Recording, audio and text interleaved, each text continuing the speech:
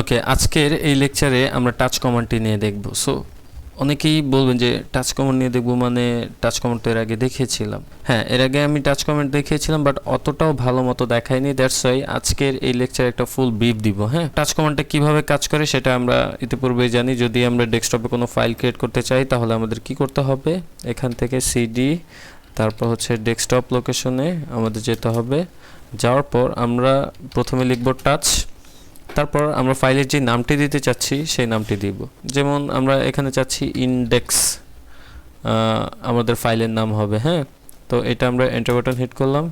Hit করার পর আমরা এখানে দেখতে পাচ্ছি যে এখানে কিন্তু আমরা একটি ফাইল ক্রিয়েট করে ফেলেছি। হ্যাঁ, এখন কথা হচ্ছে যে আমরা এই টাচ কমান্ডের থ্রুতে কেন আমরা ফাইল ক্রিয়েট করব। দেখেন, আমরা যখন লিনাক্সে একটি ফাইল ক্রিয়েট করতে চাই আমরা কিন্তু ওভাবে অপশনটা পাই না।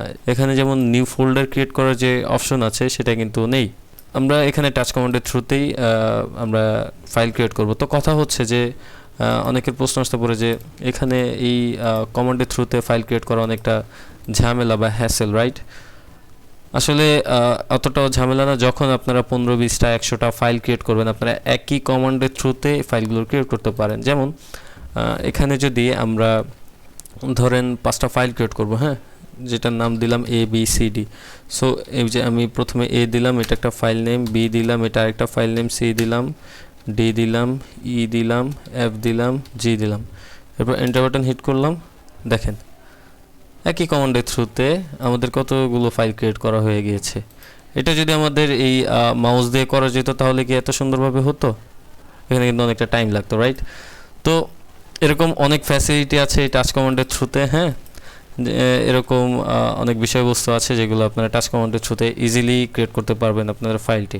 কথা হচ্ছে যে আমরা তো এই ফাইলগুলো ক্রিয়েট করলাম, হ্যাঁ, সেটা কোথায় করলাম? আমরা ডেস্কটপ লোকেশনে করলাম। সো আমরা চাচ্ছি যে এই টেস্ট নামে যেই ডিরেক্টরিটি আছে সেখানে করতে। সো সেটা কিভাবে করব? সেটা করার জন্য আমরা দেখি এভাবে যাই কি না। আমরা টাচ দিলাম, তারপর এখানে আমরা ডেস্কটপ দিলাম, হ্যাঁ, তারপর এখানে আমরা টেস্ট দিলাম, তারপর আমরা এখানে যে কাজটি করব এখানে আমরা দিব ইন্ডেক্স, তারপর এন্টার বাটন হিট করলাম। আচ্ছা, এখানে পাচ্ছে না। কেন পাচ্ছে না?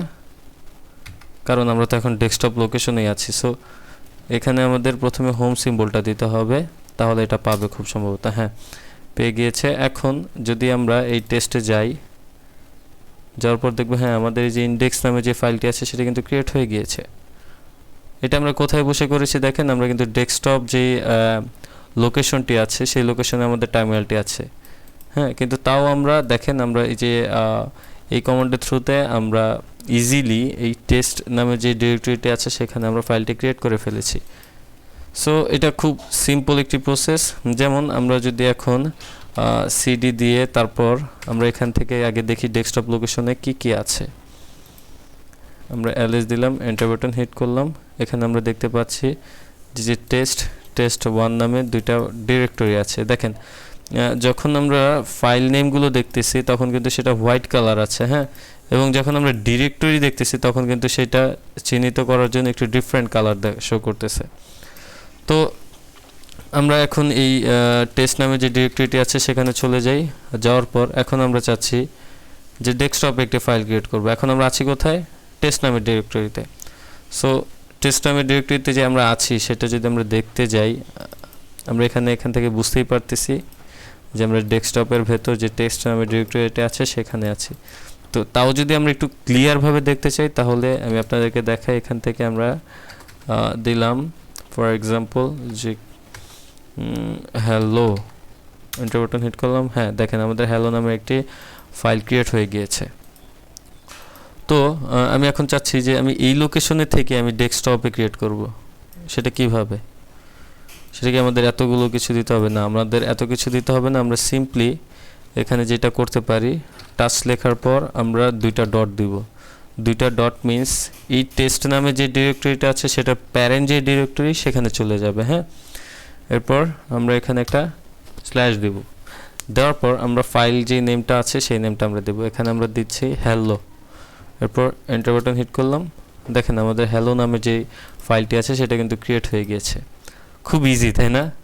এখানে আমরা এই যে টেস্ট ডিরেক্টরিতে থেকেও আমরা ডেস্কটপে আমাদের ফাইল ক্রিয়েট করতে পারতেছি। হ্যাঁ, তো আমরা যদি এভাবে সেম একই ওয়েতে যদি আমরা ডাউনলোডসে বা অন্য কোথাও ফাইল ক্রিয়েট করতে চাই সেটা আমরা পারবো।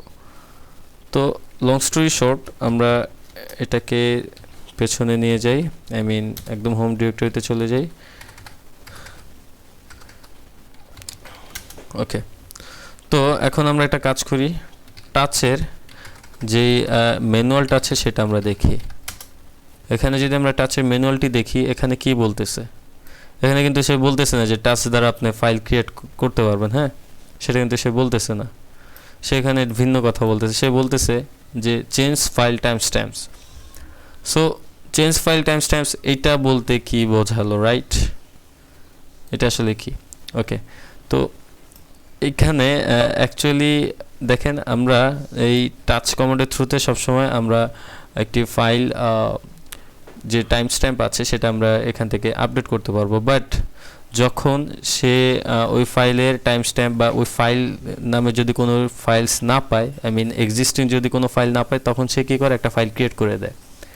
এইটা হচ্ছে টাচ কমান্ডের কাজ। হ্যাঁ, তো যে কারণে আমরা একটা এখানে ফাইল ক্রিয়েটে একটা এক্সট্রা ফায়দা হাসিল করতে পারতেছি। হ্যাঁ, তো এই টাইম স্ট্যাম্প দ্বারা আসলে কি বোঝালো, এটা একটা কোশ্চেন, রাইট?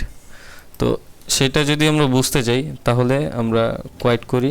কোয়াইট করার পর আমরা সিডি, তারপর ডেস্কটপে চলে যাই।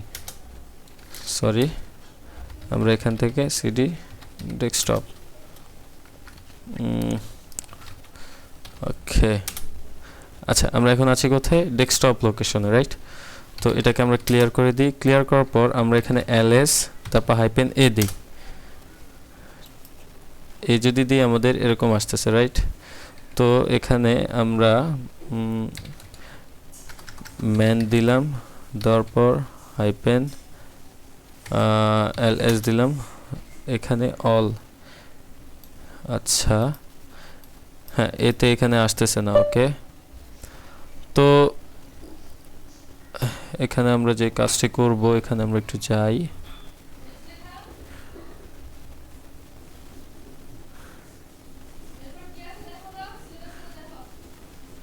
ওকে, তো এখানে আমি যে জিনিসটা ভুলে গিয়েছিলাম সেটা হচ্ছে লিস্ট আকারে যে দেখবো সেটা আমরা ভুলে গিয়েছিলাম। হ্যাঁ, লিস্ট আকারে যে অপশনটা সেটা ভুলে গিয়েছিলাম, সেটা দেখলাম। তো এখন আমি এল দিয়ে এ দিলাম, এরপর এন্টার বাটন হিট করলাম। হিট করার পর দেখেন সে কি করতেছে, সে আমাকে সমস্ত ইনফরমেশন দেখাচ্ছে। তো এটা যদি একটু বুঝতে ঝামেলা হয়, আমি এখানে ls দিলাম, তারপর এখানে এল দিলাম, এন্টার বাটন হিট করলাম। এখানে দেখেন হ্যালো যেই ফাইলটি আছে সেটা কখন ক্রিয়েট করা হয়েছে? 14:27 ক্রিয়েট করা হয়েছে, রাইট? I mean 2:27। তো আমি যদি এখন টাচ কমান্ডের থ্রুতে আবারও হ্যালো লিখি, এন্টার বাটন হিট করি, দেখেন সে কিন্তু এখন কোনো ফাইল ক্রিয়েট করতেছে না। সে কি করলো? এই যে এক্সিস্টিং যে ফাইলটা আছে সেটা টাইমটাকে সে আপডেট করে দিল। হ্যাঁ, সো এখন যদি কেউ এই ফাইলের লিস্টটা দেখতে চায় বা ফাইলের ইনফরমেশনটা দেখতে চায়, তাহলে সে কিন্তু অন্য কিছু দেখতে পাবে। হ্যাঁ, এটা যদি আমরা একটু বুঝি তাহলে এখানে আমাদের যেটা করতে হবে, ls দিব, -l দিব, এন্টার বাটন হিট করব। দেখেন এখন কিন্তু আমাদের এই যে হ্যালোর যেই ফাইলটা সেটা কিন্তু এখানে দেখাচ্ছে 2:31-এ, বাট এর আগে কি দেখিয়েছিল? 2:27-এ। হ্যাঁ, সো সে কিন্তু এই টাইমটাকে আপডেট করে দিয়েছে, রাইট? এই যে এই টাইমটাকে সে আপডেট করে দিয়েছে। তো টাচ কমান্ডের কাজই হচ্ছে অ্যাকচুয়ালি এই ফাইলের যে টাইম স্ট্যাম্পটা আছে সেটাকে আপডেট করে দেওয়া। বাট যখন সে এই ফাইলটাকে না পাবে তখন সে কি করবে? সে ফাইল নামে একটি ফাইলস ক্রিয়েট করে ফেলবে। হ্যাঁ, আমরা যেই নাম দিয়েছিলাম সেই নামে একটা ফাইল ক্রিয়েট করে ফেলবে। সো টাচ কমান্ডের কাজই অ্যাকচুয়ালি এইটা। হ্যাঁ, এই ছিল টাচ কমান্ডের বিষয়। আশা করি আপনারা খুব ক্লিয়ারলি বুঝতে পেরেছেন। যদি কোনো সমস্যা থেকে থাকে অবশ্যই জানাবেন। আজ এই পর্যন্তই। আল্লাহ হাফেজ।